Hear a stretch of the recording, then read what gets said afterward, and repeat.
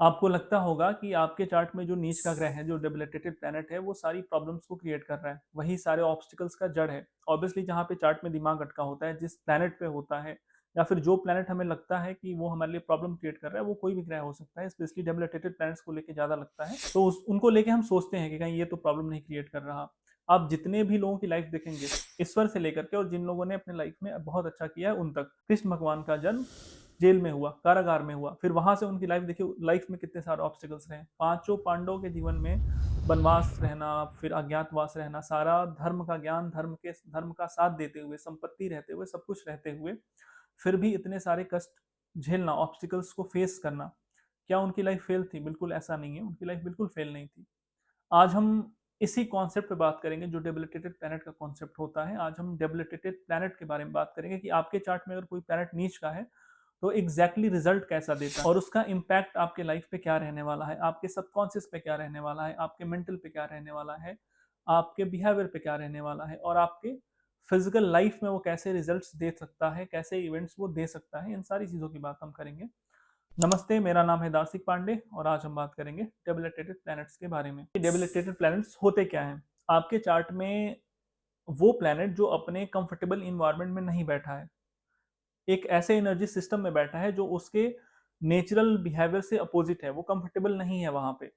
जैसे जैसे Jupiter Capricorn में, मार्स कैंसर में। ये क्यों होता है इनके साथ ऐसा, हम वो बाद में डिस्कस करेंगे, क्यों मार्स कैंसर में डेबिलिटेटेड होता है, इस पे हम बाद में आएंगे। लेकिन मार्स कैंसर में, वीनस वर्गो में, मर्क्यूरी पाइसेस में और भी सन जैसे लिब्रा में होता है, तो ये नीच के हो जाते हैं इन सब साइन में। इसका मतलब क्या हुआ? मतलब ये हुआ कि वो प्लैनेट वहां पे कंफर्टेबल नहीं है, उसका वो नेचुरल इन्वायरमेंट नहीं है। फॉर एग्जाम्पल, एक डॉक्टर के एग्जाम्पल समझिए। मान लीजिए कोई बहुत अच्छा डॉक्टर है, बहुत अच्छा सर्जन है, उसने सालों मेहनत करी, फोकस के साथ, प्रिसीजन के साथ सब कुछ सीखा, है ना। और जब वो ऑपरेशन थिएटर में होता है तो बिल्कुल साउंड प्रूफ कमरा है, वहाँ पे लाइट्स बहुत अच्छी हैं, वहाँ पे कोई शोर नहीं है, बिल्कुल आसपास लोग हेल्प करने के लिए खड़े हैं, कोई भी इक्विपमेंट की जरूरत है तो दूसरा इंसान ला के दे रहा है ना, उसका पूरा फोकस ऑपरेशन पे है। लेकिन आप उसी सर्जन को बोलिए कि तुम्हें जो ऑपरेशन करना है, मेले में बेड लग जाएगा, मेले में खड़े होकर ऑपरेशन करना है, ऑब्वियसली वो नहीं कर पाएगा। क्योंकि वो जो इन्वायरमेंट उसको चाहिए, जो उसने सालों मेहनत करी है, जिस इन्वायरमेंट के लिए उसका दिमाग ट्रेंड है, वो इन्वायरमेंट वो मेला नहीं प्रोवाइड करेगा। ऐसे ही डेबिलिटेटेड प्लैनेट्स के साथ होता है कि जो इन्वायरमेंट उनको चाहिए, अब ऐसा तो है नहीं कि उस डॉक्टर के पास टैलेंट नहीं है, उस डॉक्टर ने अपनी एनर्जी खो दी, उस डॉक्टर के पास वो कैपेसिटी नहीं रही, बिल्कुल सब कुछ वही है। उस प्लैनेट के साथ भी यही होता है, जो प्लैनेट का कारकत्व होता है, जो प्लैनेट के पास एनर्जी होती है, सब कुछ रहता है। वो इन्वायरमेंट उस प्लैनेट को नहीं मिलता जो एग्जॉल्टेड या किसी स्वराशि, किसी मित्र राशि में उसको मिल रहा होता है। नीच के साइन में उसको वो इन्वायरमेंट नहीं मिलता है।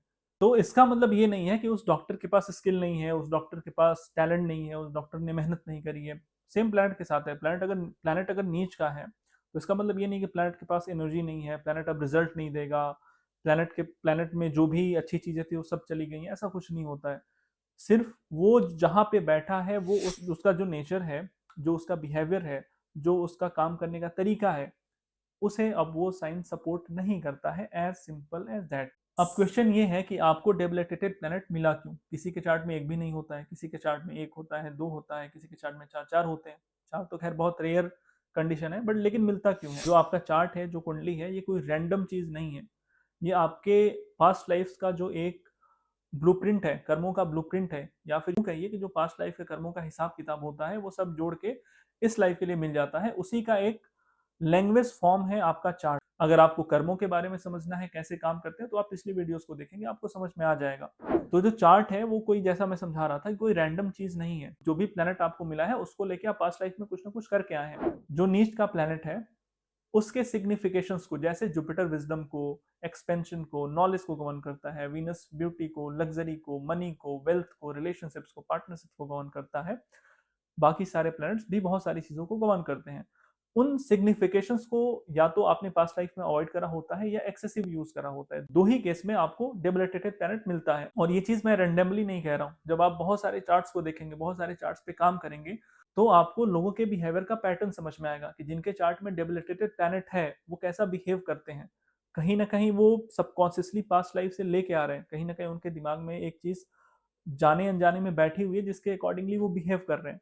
तो जो डेबिलिटेटेड प्लैनेट है, या तो आपने उसको बिल्कुल अवॉइड करा या फिर आपने उसको एक्सेसिव यूज करा उसके सिग्निफिकेशन को पास्ट लाइफ में, इसलिए वो प्लैनेट इस लाइफ में कॉम्प्रोमाइज्ड एनर्जी के साथ आपको मिला हुआ है आपके चार्ट में, and you have to suffer through that karma, you have to go through that karma, you have to go through that test जो वो डेबिलिटेटेड प्लैनेट लेना चाहता है आप। तो जैसा मैंने कहा कि जो डेबिलिटेटेड प्लैनेट है उसके कर्म को परफॉर्म करना ही पड़ेगा, और जब आप उस कर्म को परफॉर्म कर लेते हो, जब आप उस सफरिंग को झेल लेते हो, जब आप उस एनर्जी में एक बार कॉम्प्रोमाइज होके फिर भी सरवाइव कर लेते हो, तब जाके होता है रिवाइवल, तब जाके होता है बाउंस बैक। और आप जब चार्ट्स देखोगे और लाइफ पैटर्न्स को समझोगे तो आपको देखने में आएगा ये बिल्कुल एग्जैक्ट पैटर्न लाइफ में रिपीट हो रहा होता है। आपको यही चीज मैं एग्जाम्पल समझाता हूँ। जैसे मैंने पहले कहा था, भगवान कृष्ण का एग्जाम्पल दिया था।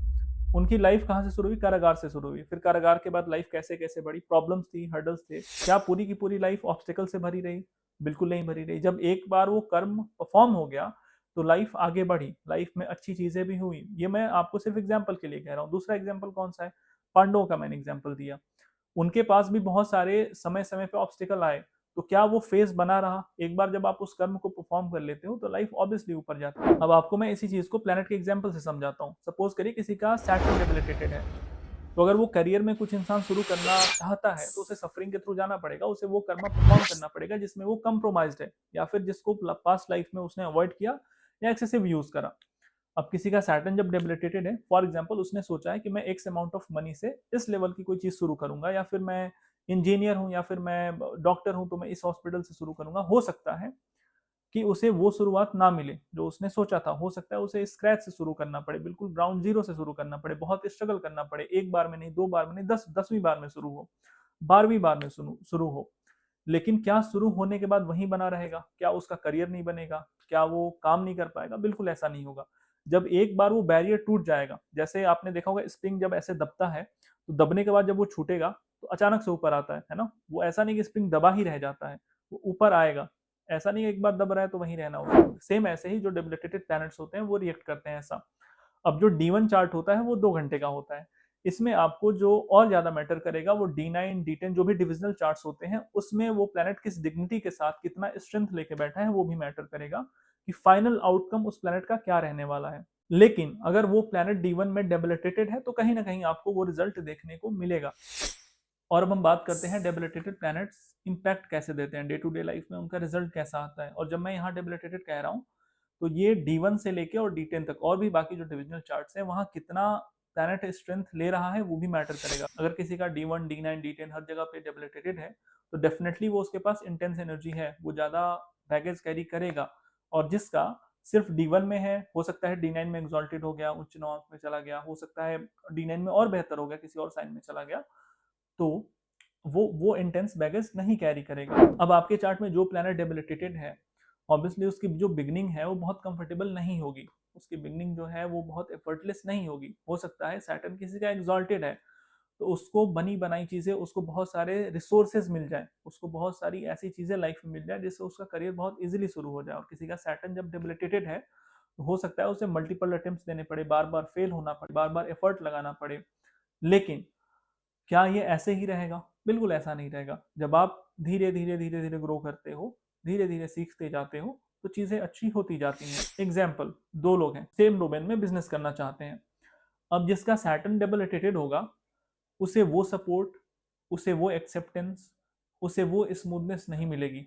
और वो सब यूनिवर्स से होता है। आपने भी देखा होगा आपके भी लाइफ में आपका कोई कलीग है, कोई फ्रेंड है, आपको सेम काम कराना है, आप सेम ऑफिस गए, उसका काम हो गया, आपका काम नहीं हुआ, है ना? आप दोनों को फॉरेन जाना है, उसका वीजा लग गया, आपका वीजा नहीं लगा। ऐसी बहुत सारी हमारे लाइफ में चीजें हो रही होती हैं जो हमें भी नहीं पता होता है कि क्यों हो रही है, उसका लॉजिक हमें नहीं समझ में आता है कि हमारे साथ क्यों हुआ। वो जो प्लेनेट बैठा है ना पीछे, वो एनर्जी कैरी कर रहा होता है, यूनिवर्स उसको गाइड कर रहा होता है। तो ये बहुत छोटा एग्जाम्पल था और आपको एक एग्जाम्पल दे देता हूँ। लेट्स सपोज किसी का जुपिटर एक्सॉल्टेड है और किसी का जुपिटर डेबिलिटेटेड है। तो ऑब्वियसली जैसा मैंने पहले बताया, जिसका जुपिटर डेबिलिटेटेड है उसने पास्ट लाइफ में जुपिटर की सिग्निफिकेशंस को या तो बिल्कुल निग्लेक्ट किया या एक्सेसिवली यूज करा।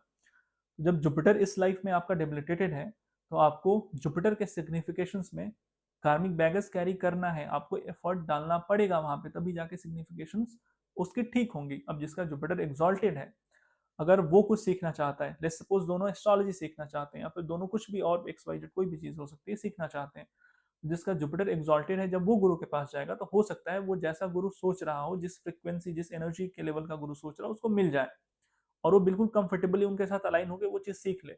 लेकिन जिसका जुपिटर डेबिलिटेटेड है, इसके लिए गुरु फाइंड करना ही बहुत बड़ी बात है। इसके लिए रिसोर्सेस कलेक्ट करना, इसको कोई बुक ही नहीं समझ में आएगी। ये गलती इसकी नहीं है, इसने कुछ उसमें फॉल्ट नहीं करा है, ये बैगेज कैरी कर रहा है। जो एफर्ट इसको डालना है, जो कर्मा इसको करना है, वो करना ही पड़ेगा, उसको अवॉइड नहीं किया जा सकता। अब जुपिटर जब डेबिलिटेटेड है तो यूनिवर्स आपको कुछ सिखाना चाहता है, और वो सीखेंगे आप कैसे, जब आप बार बार एफर्ट करेंगे, बार बार वहां पे ट्राई करेंगे, हिट एंड ट्रायल करेंगे, तो आप सीखेंगे धीरे धीरे। जुपिटर आपका डेबिलिटेटेड है, आपको किसी का नॉलेज नहीं पसंद आएगा, आप अलाइन नहीं हो पाएंगे, आपका जो एनर्जी का लेवल है वो उनसे मैच नहीं होगा। आपके पास अगर रिसोर्सेज हैं, बुक्स हैं, तो वो भी नॉलेज आप डायरेक्ट फॉर्म में नहीं ले सकते हैं। और जब तक आप सीखेंगे नहीं, जब तक आप समझेंगे नहीं कि इनडायरेक्ट फॉर्म में, डिकोडेड फॉर्म में जो नॉलेज कोडेड है उसको डिकोड कैसे करना है, उसको अपने तरीके से कैसे सीखना है, तब तक जो जुपिटर डेबिलिटेटेड है आपको कहीं नहीं जाने देगा।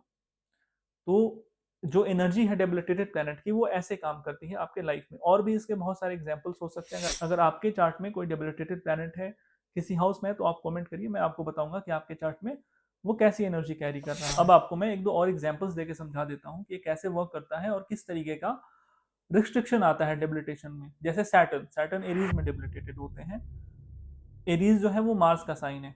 मार्स स्पीड को दिखाते हैं, मार्स इंपल्स को दिखाते हैं, मार्स इंस्टेंट एक्शन को दिखाते हैं, मार्स एग्रेशन को दिखाते हैं, मार्स फायर को दिखाते हैं, मार्स फ्रेश स्टार्ट को दिखाते हैं। और सैटर्न किस चीज को दिखाते हैं? सैटर्न दिखाते हैं डिले को, डिसिप्लिन को, बैलेंस को, हार्ड वर्क को।